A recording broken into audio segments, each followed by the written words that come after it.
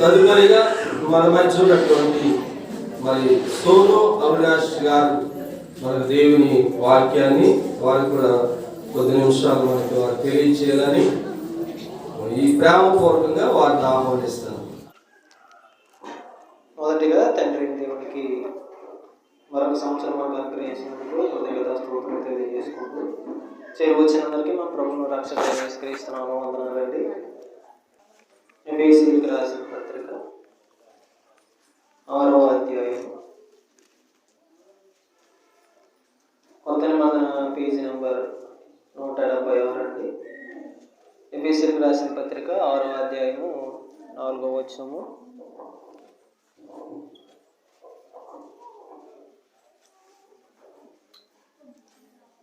తండ్రులారా, మీ పిల్లలకు కోపం రేపక ప్రభు యొక్క శిక్షలోను బోధలోను వారిని పెంచుడి.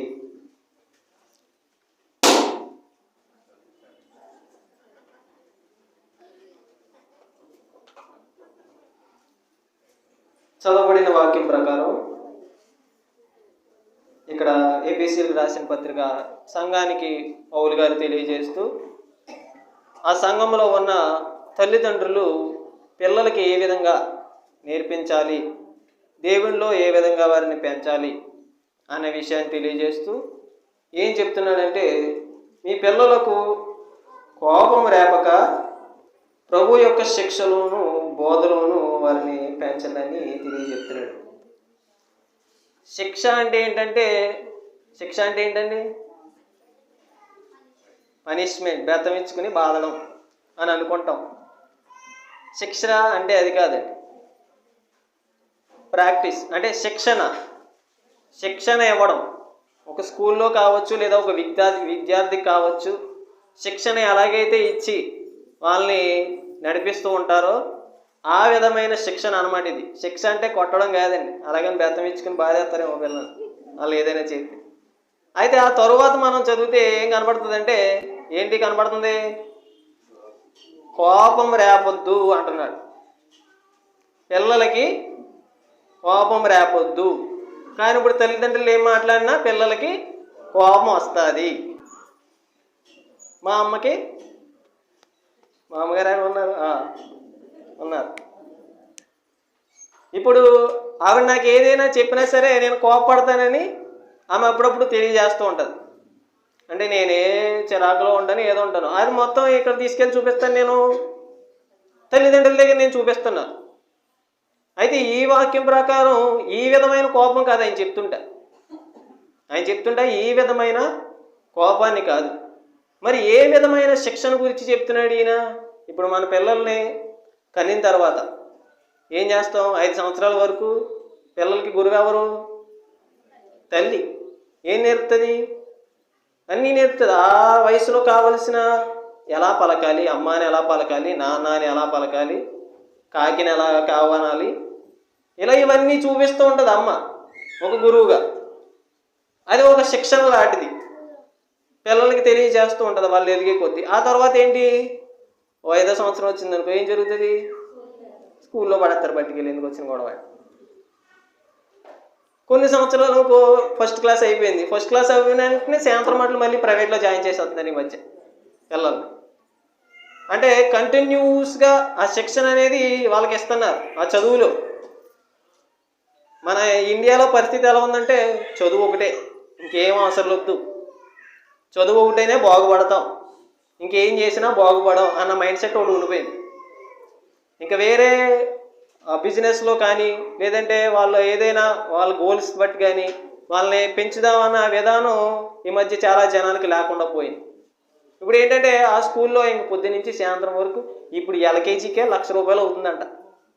మీరు ఎవరైనా జాయిన్ చేశారా ₹1,00,000కి? లేదు కదా, మంచిది. గవర్నమెంట్ స్కూల్లో చదువుకునే పిల్లలే బాగా తెలివైన వాళ్ళ కనబడుతున్నారు నాకైతే. మీకు ఎలా కనబడుతున్నారో నాకు తెలియదు. కానీ పొద్దున్న నుంచి సాయంత్రం 8 గంటలకు 9 గంటల దాకా ప్రైవేట్ స్కూల్లో కాలేజీలో పెట్టి తోమేస్తున్నారు. వాళ్ళు తోమేసి సూపర్ కూడా వేస్తున్నారు, అల్లరికి పోతున్నారు తప్ప వాళ్ళకి ఏమన్నా తెలివి పెరుగుతుందో లేదో అయితే నాకైతే తెలియట్లేదు.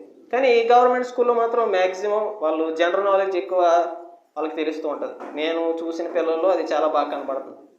కాబట్టి ఈ విధమైన శిక్షణ మనం భౌతికంగా ఇస్తూ ఉంటాం పిల్లలకి.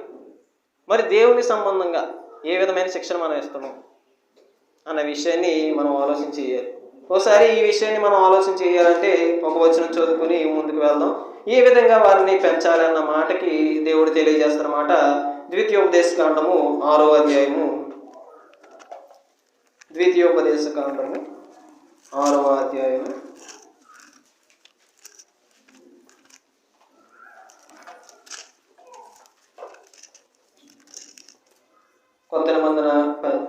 'పాత నిబంధన' పేజీ నంబర్ 151, 6వ అధ్యాయము 6వ వచనం నుంచి నేను చదువుతున్నాను.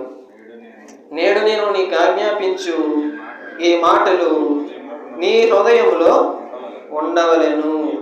నీవు నీ కుమారులకు వాటిని అభ్యసింపజేసి నీ ఇంట కూర్చున్నప్పుడు, త్రోవ నడుచున్నప్పుడు, పండుకొనున్నప్పుడును, లేచినప్పుడును వాటిని గూర్చి మాట్లాడవలని సూచనగా వాటిని నీ చేతి కట్టుకొనవలను.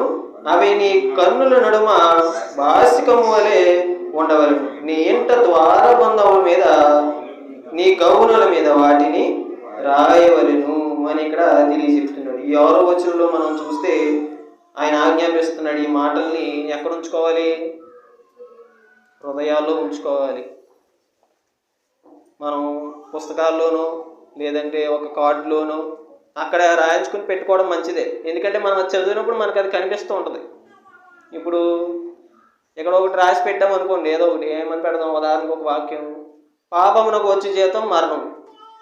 ఇప్పుడు మనం ఏదైనా తప్పు చేయాలి అన్నప్పుడు ఆ వాక్యాన్ని మనం చదివినప్పుడు మనకు మరలా అది గుర్తొస్తూ ఉంటుంది.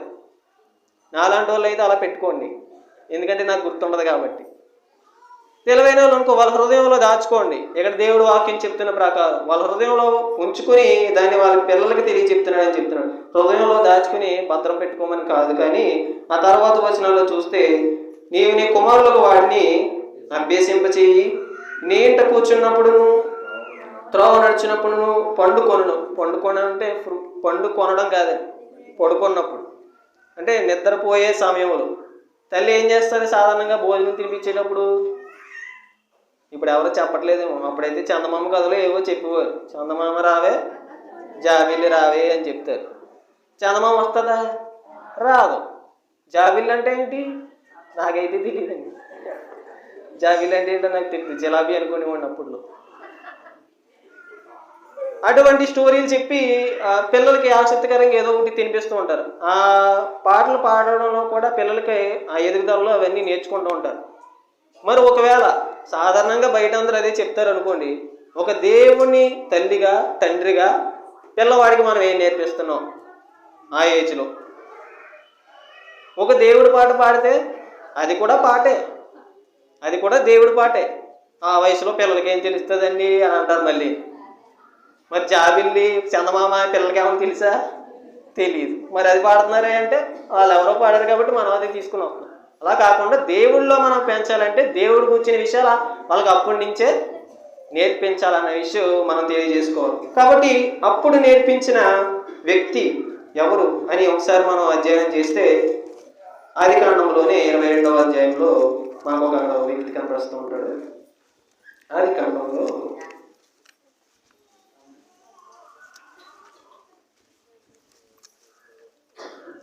22వ అధ్యాయము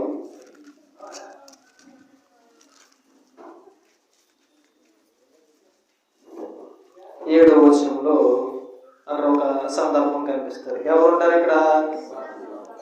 ఇస్సాకు గారు, అబ్రహాం గారు. ఇస్సాకు తన తండ్రి అయిన అబ్రహాంతో నా తండ్రి అని పిలిచెను. అందుకతడు ఏమి నా కుమారుడా అన్నాడు. అప్పుడు అతడు నిప్పును కట్టెలను ఉన్నవి కానీ దహన బలికి గొర్రె పిల్ల ఎక్కడా? ఇక్కడ సిచ్యువేషన్ ఏంటో మీ అందరికీ తెలుసండి.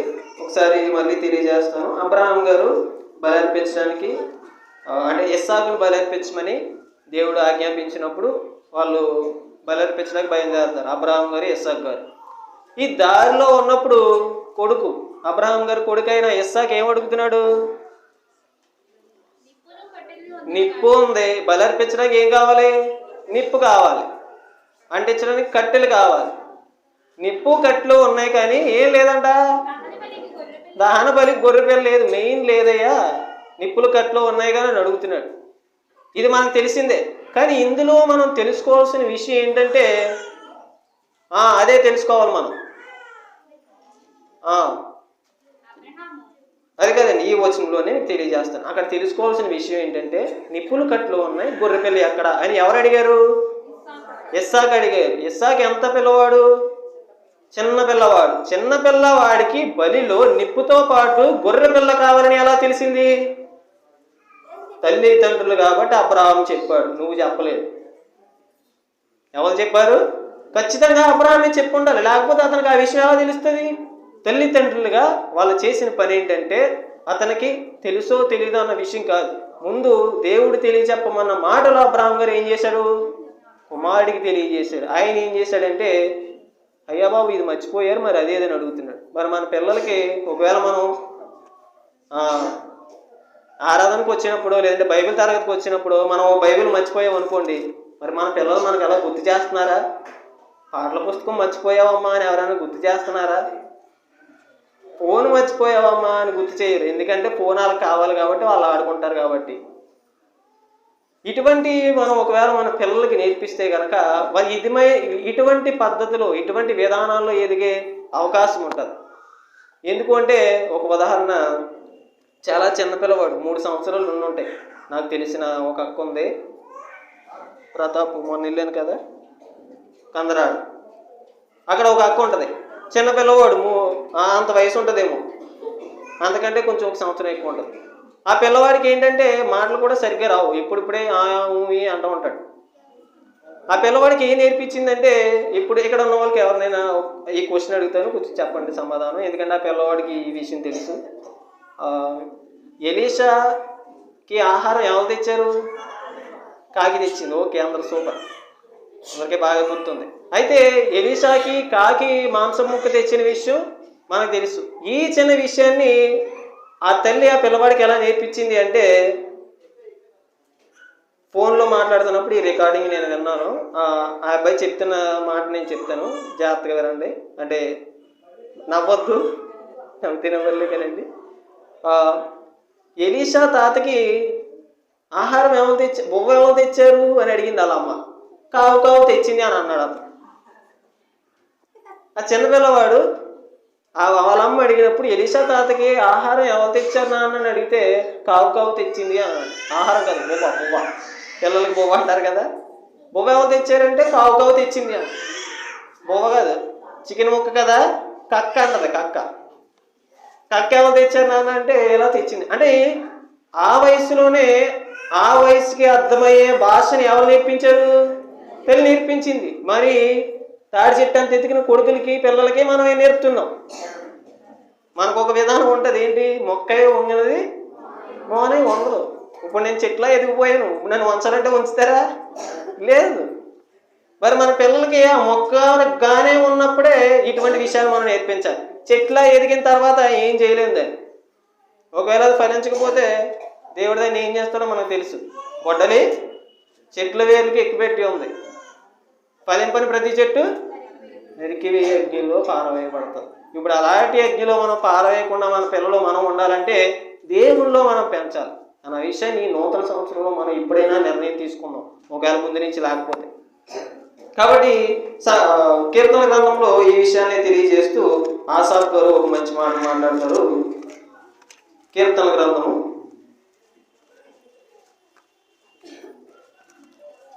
78వ కీర్తన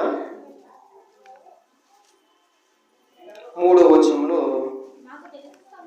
మాకు తెలిసిన సంగతులను మా పితరులు మాకు వివరించిన సంగతులను చెప్పుదాము. ఇప్పుడు ఈ ఆసాఫ్ గారికి ఎవరు నేర్పించారంటే, వాళ్ళ పితరులు నేర్పించిన సంగతులు వేళ్ళ పిల్లలకి చెప్తున్నాడు. ఈయనప్పుడు ఏమని చెప్తున్నాడు అంటే 4వ వచనం నుంచి, యెహోవా స్తోత్ర క్రియలు, ఆయన బలమును, ఆయన చేసిన ఆశ్చర్య కార్యములను దాచకుండా వాటిని వారి పిల్లలకు మేము చెప్పేదము అని చెప్పి ఈయన ఇక్కడ తెలియజెప్తున్నాడు. అలా 8వ వచనం వరకు ఆయన చెప్పుకుంటూ వస్తాడు. అంటే దేవుడు చేసిన అద్భుత కార్యాలని పిల్లలకి వాళ్ళేం గ్రహిస్తారులే అన్న మాట ఉంచుకోకుండా ఏం చేశాడంటే ఈ దేవుడు కూర్చిన విషయాలు వాళ్ళ పితరుల దగ్గర ఇతను విన్నాడు. ఇతను విని ఇతను హృదయంలో దాచుకోలేదు. మళ్ళీ వీళ్ళ తర్వాత తరానికి అందజేస్తున్నాడు. మనం మన తర్వాత తరానికి ఎలా అందజేస్తున్నాం? వంటలు ఎలా ఉండాలి, కూరలు ఎలా ఉండాలి, కూరలు ఉప్పు ఎలా వేయాలి, ముగ్గులు ఎలా పెట్టాలి, ఇవన్నీ సాధారణంగా మనం నేర్పిస్తూ ఉంటాం. మా చెల్లి అయితే యూట్యూబ్లో చూసి నేర్చుకోలేండి. మీరు ఎవరైనా యూట్యూబ్లో చూసి నేర్చుకున్నారా? లేదు కదా.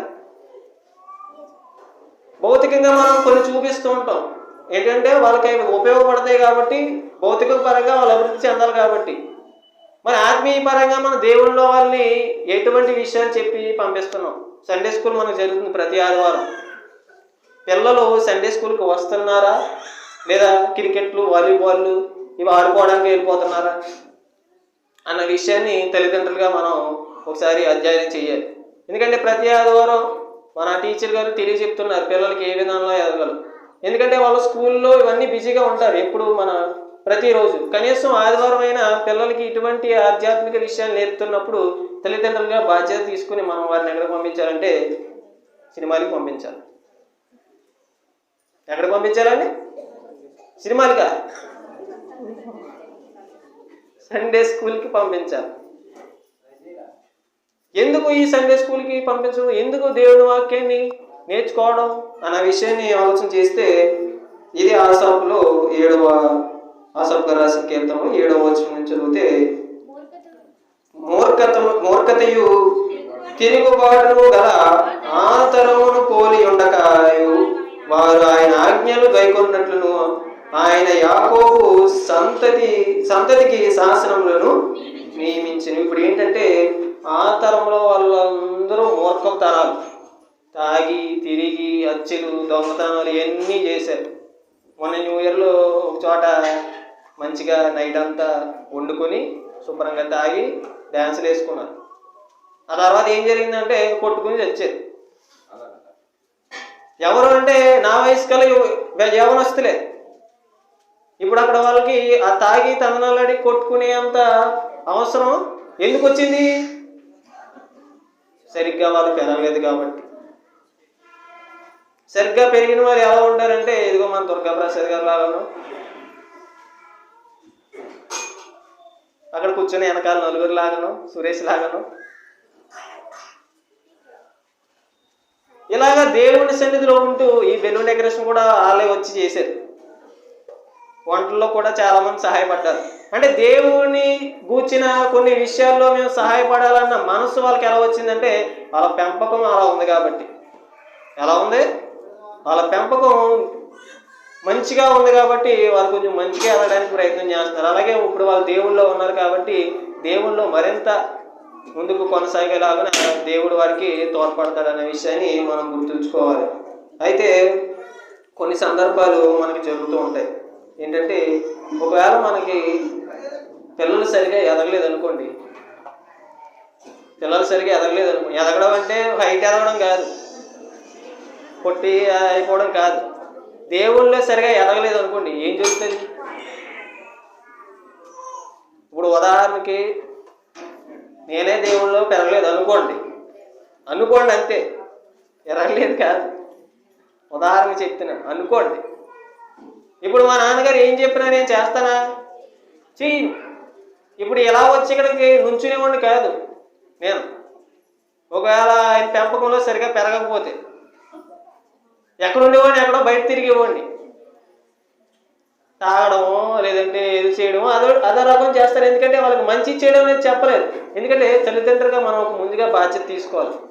వాళ్ళు బయట లోకానికి వెళ్ళినప్పుడు వాళ్ళు మంచి చెడు బయట నేర్చుకుంటారు, లోపల నేర్చుకోరు మన దగ్గర. ఎందుకంటే తల్లిదండ్రులుగా కొంతమంది చెప్పే విధానం కూడా ఉండదు. కొన్ని అలవాటు అయిపోతాయి. ఏంటంటే తాగుడు అవ్వచ్చు, వ్యసనాలు అవ్వచ్చు, లేదంటే బయట జనాలతో ఎలా మెసలాలో అన్న విధానాన్ని కూడా వాళ్ళు బయట నేర్చుకుంటారు. ఎందుకంటే బయట చూస్తున్నారు కాబట్టి, బయట అంత ఇన్ఫ్లుయెన్స్ నడుస్తుంది కాబట్టి. ఇప్పుడు మనం వాళ్ళకి చెప్పలేదు అనుకోండి, ఏం జరుగుతుంది? ఇప్పుడు అక్కడ మంట మంట దగ్గరికి వెళ్తే కాలుతుంది అని మనం చెప్పలేదు అనుకోండి, పిల్లలకు నేర్పలేదు అనుకోండి, వాళ్ళు ఏం చేస్తారు, వెళ్ళి పట్టుకుంటారు. ఇప్పుడు ఆ బుడగను పట్టుకుంటే పేలుతుంది అని చెప్పలేదు అనుకోండి, ఏం చేస్తారు, వాళ్ళు మొత్తం పిసుకుతారు. పేలిన తర్వాత కేరమని అరుపుతారు. మనం వాళ్ళకి ముందుగా ఒక జాగ్రత్త చెప్పాలి, ఇది ఇక్కడ ఎలా జరుగుతుంది అంటే. తాగడం వచ్చిన విషయాలు అయితే తాగిన తర్వాత, అదే తాగుడు వ్యసనం అయిపోయిన తర్వాత, అలా అలవాటు అయిపోయిన తర్వాత, మాకు తెలిసిన ఒక చుట్టాలు, అతను ఈ విధంగానే జరిగింది. అతనికి లివర్ డ్యామేజ్ అయిపోయింది. చనిపోవడం అయితే ఒకలా అయిపోతుంది, కానీ లివర్ డ్యామేజ్ అయిపోయి ఏంటంటే అతను చాలా సంవత్సరాలు దాన్ని యాతన పడ్డాడు. చనిపోయే ముందు చాలా బాధ అనుభవించి చనిపోయాడు అన్నమాట. తల్లి ప్రసవించినప్పుడు ఎంతైతే నొప్పులు అనుభవిస్తుందో దానికంటే ఎక్కువ అనుభవించి ఉంటాడు అతను, నాకైతే తెలియదు. కానీ వాళ్ళ పిల్లలు అయితే ఇతని బాధ అనుభవించకుండా చనిపోతే బెటర్ అని అనుకున్నారు వాళ్ళ పిల్లలు. ఇటువంటి పరిస్థితి మన పిల్లలకి రాకూడదంటే మనం సరిగా పెంచాలి, వాళ్ళు సరిగా పెరగాలి. అలా పెరగాలి అంటే దేవుల్లో వారు ఉండాలి. లేదంటే కనుక ఏం జరుగుతుంది అనే విషయాన్ని మనం ఊహించలేం. తల్లిదండ్రులు సరిగా చూసుకోలేని వాళ్ళు కూడా ఉన్నారు, కొట్టి ఇంట్లోంచి తరిమేసే వాళ్ళు కూడా ఉన్నారు. ఇటువంటి విధానాలు పిల్లల్లో కనపడుతున్నాయంటే కనుక వారు దేవుల్లో ఎదగట్లేదు అనే విషయాన్ని మనం గుర్తుంచుకోవాలి. అలాగే అసలు మరి అబ్రహాం గారు చేసిన విధానాన్ని చూస్తే, అసలు అబ్రహాం గారిలో దేవుడు ఏం చూశాడు? అబ్రహాం గారికి ఎప్పుడు ఇస్సాకు గారు పుట్టారు? వృద్ధాప్యంలో పుట్టారు. అసలు ఆ సమయంలో వరకు ఆయన ఓపికగా ఉన్నాడంటే అసలు దేవుడు అతనికి సంతానం ఇవ్వడానికి కారణం ఏమిటి? ఎవరైనా చెప్తారా? చెప్తే వాళ్ళకి ముందే భోజనం పెట్టేద్దాం. అబ్రహాం గారిలో ఏం చూశాడు దేవుడు? అబ్రహాం గారిని ఎందుకు ఎన్నుకున్నాడు దేవుడు? ఆయన ద్వారా అంత జనాంగాన్ని ఎందుకు ఆశీర్వదించాడు దేవుడు అన్న విషయాన్ని ఒకవేళ ఆలోచన చేస్తే మనకు ఆది కాండంలో ఆ విషయానికి సమాధానం మనకు కనబడుతుంది. ఆది కాండము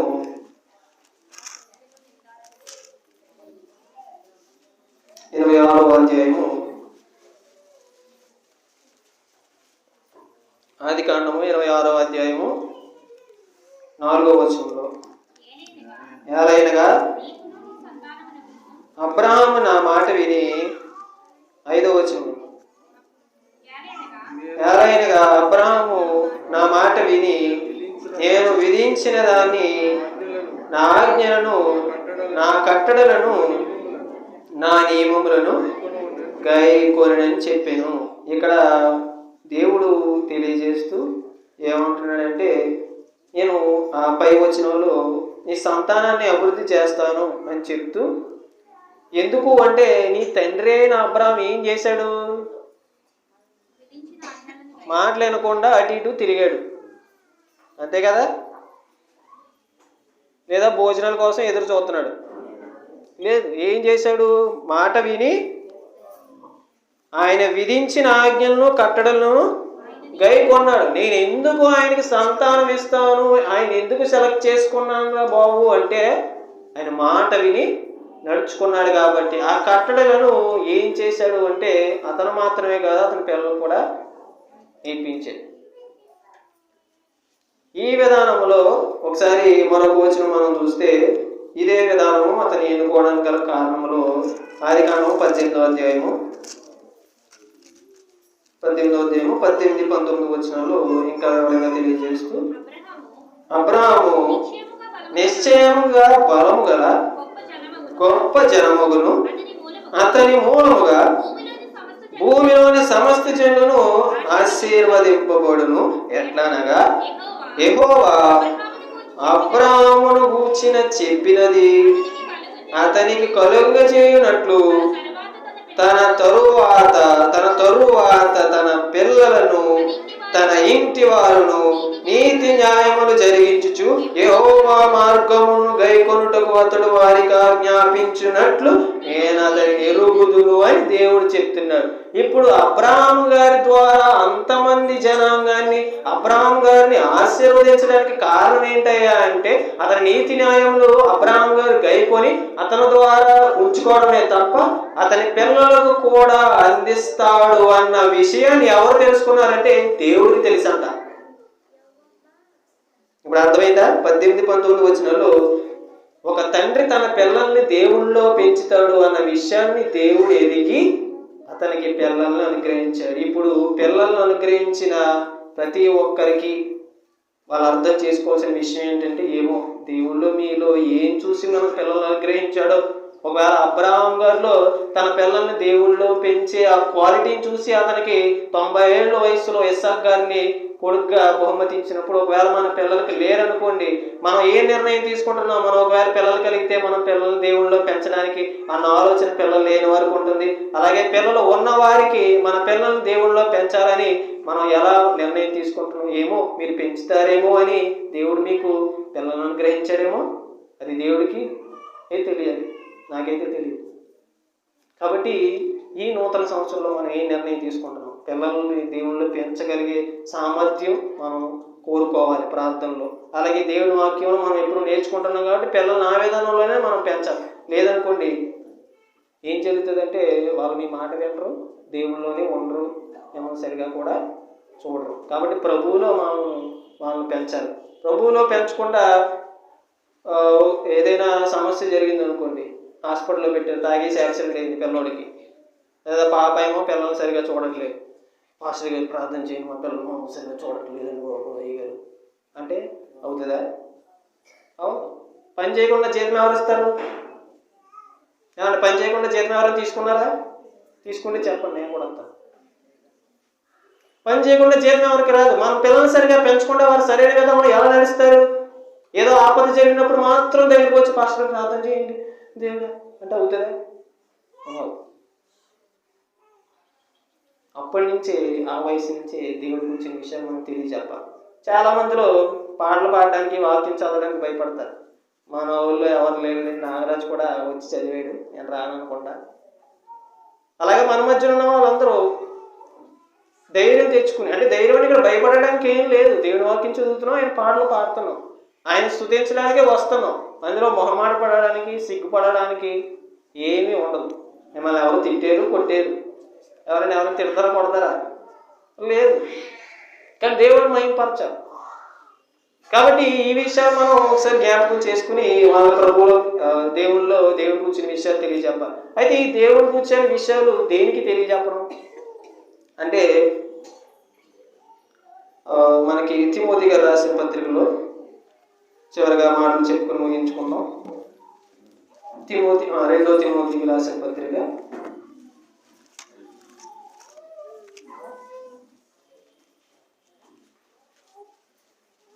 1వ అధ్యాయం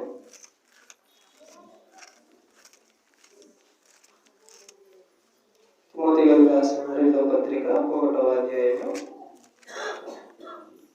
5వ వచనం నుంచి, ఆ విశ్వాసము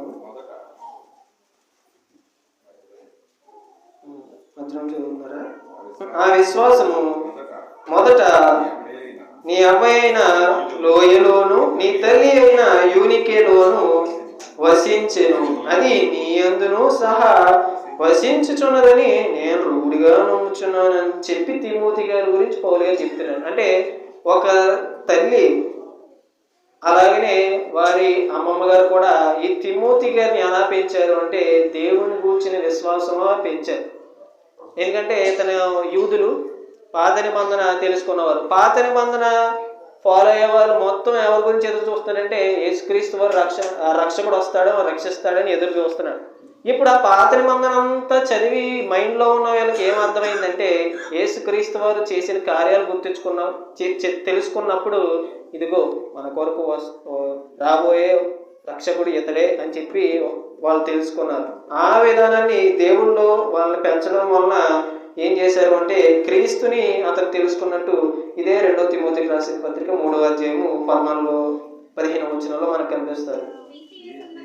క్రీస్తు యేసునందు ఉండవలసిన విశ్వాసము ద్వారా రక్షణార్థమైన జ్ఞానము నీకు కలిగించుటకు శక్తి గల పరిశుద్ధ లేఖనములను బాల్యము నుండి నీ వెలుగు గనుక నీవు నేర్చుకుని రూఢి అని తెలుసుకొని ఎవరి వలన నేర్చుకుంటేవో ఆ సంగతి తెలుసుకొని వాటి యందు నిలుకడగా ఉండుము అని చెప్పి ఇక్కడ తిమోతి గారికి ఈ విషయాలని తెలియజేస్తున్నాడు. అంటే మనం పిల్లలకి నేర్పించిన విషయాలన్నీ ఎందుకు అంటే అల్టిమేట్గా క్రీస్తుని తెలుసుకోవడానికి.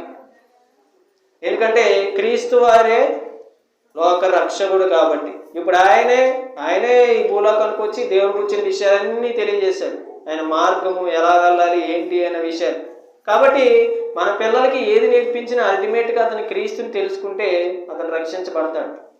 ఇప్పుడు బాప్తిజం పొందిన సురేష్ గారు కానివ్వండి, రాంబాబు గారు కానివ్వండి, ఏం చేశారంటే వాళ్ళు తెలుసుకుని రక్షణ పొందారు. ఇప్పుడు ఎవరైనా మంటల్లో ఉన్నారనుకోండి, మనం ఏం చేస్తాం? వాళ్ళని కాల్పు అంటారా? రక్షించడానికి ప్రయత్నం చేస్తాం, వాళ్ళ మంటల్లో ఉంటాం కాబట్టి. అదే మంటల్లో మీరు ఉన్నారనుకోండి, మీరేం చేస్తారు?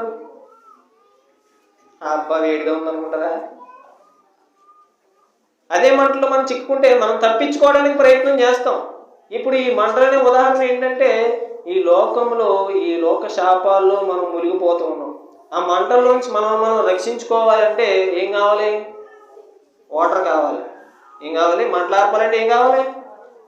వాటర్తో నీళ్ళతో ఆరుతారు. ఆ బాప్తిజం అనే ద్వారా నీటిలో మనం ముంచబడి సమాధి చేయబడి క్రీస్తు యేసు ద్వారా మనం తిరిగి లేపబడితే దాని ద్వారా మనం రక్షింపబడుతాం. నమ్మి బాప్తిజం పొందినవాడు మాత్రమే రక్షింపబడు, నమ్మనవానికి శిక్ష విధింపబడును. ఇప్పుడు పిల్లలు నమ్మి ఉన్నారనుకోండి, ఎదిగారు అనుకోండి, క్రీస్తుని తెలుసుకున్నారు అనుకోండి, రక్షింపబడతారు. లేదంటే ఆ మంటల్లోనే కాలిపోతారు. అది సొంతంగా మనం తెలుసుకుంటే మంటలో నుంచి బయటపడే మార్గం మనం ఎత్తుక్కుంటాం. లేదంటే పిల్లలకి మనం అది నేర్పించాలి.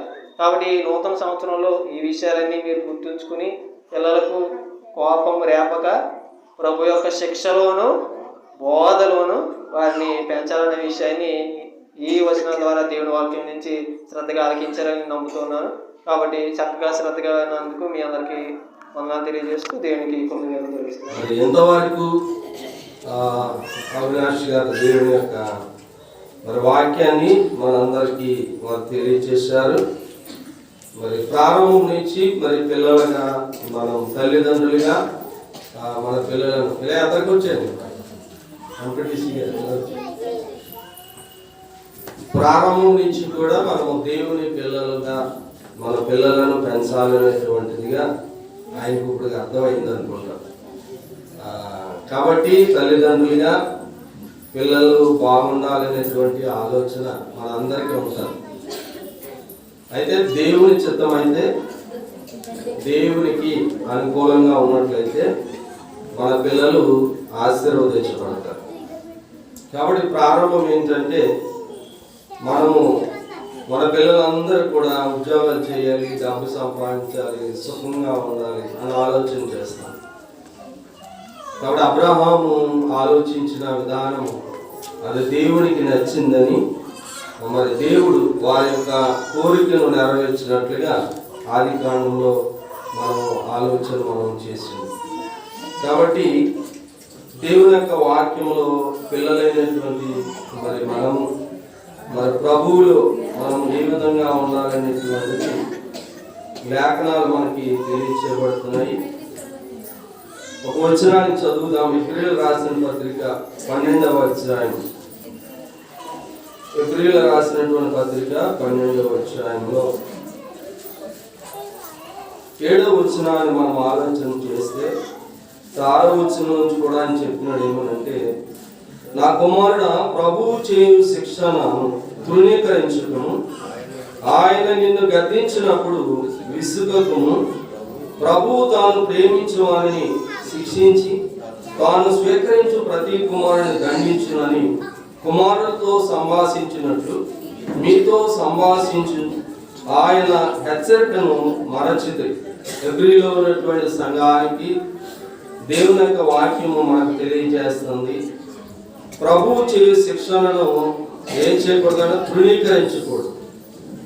కాబట్టి దేవుడు చెప్పేటువంటి ప్రతి మాటను కూడా మరి మనము అనుసరించినప్పుడు ఖచ్చితంగా మన పిల్లలు కూడా అనుసరిస్తారు. చిన్నపిల్లలు వాళ్ళకి పెద్దగా ఉన్నా సరే వాళ్ళు ఏం చేస్తారంటే చెప్పులలో పాలు పెడుతూ ఉంటారు.